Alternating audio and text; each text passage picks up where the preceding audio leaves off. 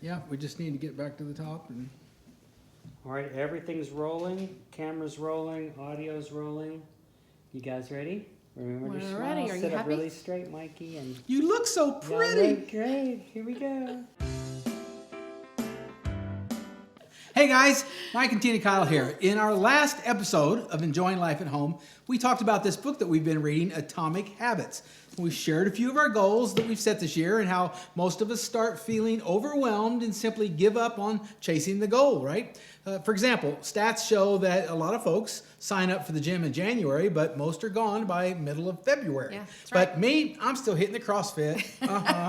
Okay, so we've been studying the difference between goals and habits. And so often achieving a goal is a momentary change, right? It has an endpoint. But this is why many of us revert back to our previous state after we've achieved that certain goal. Like we lose a bunch of weight, then we celebrate with ice cream and French fries, and before you know it, we gain all that weight back. Or we run a marathon, but we stop exercising altogether after the race. Or we hit our goal of making more money, but then, we fall back into debt. It's just so easy to lose our willpower, so it's really about creating good habits, not just reaching goals. Yeah, and once we develop a good habit, did you know our brains actually change to make the behavior easier to do? I mean, the key here is easier. When you practice it day after day, it becomes a way of life and it becomes who you are, and it can just become easier to do it than to not do it. So Stephen Covey paraphrased Gandhi when he shared this: sow a thought, reap an action. Sow an action, reap a habit. Sow a habit, reap a character. And sow a character, reap a destiny. That is really good. And we just want to tell you, if any of you that are following our personal health and fitness journey this year, we have good news to report. We're continuing strong in our 1% improvement, aren't we, babe?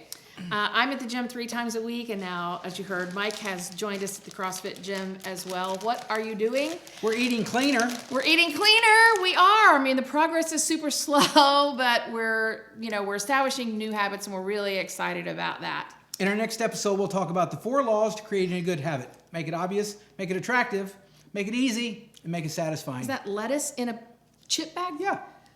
Until next time, this is Mike and Tina Keil, and this is our show about enjoying Life at home. See ya. No chips, babe. They're pretty good though, really. Not a chip though, but it's good.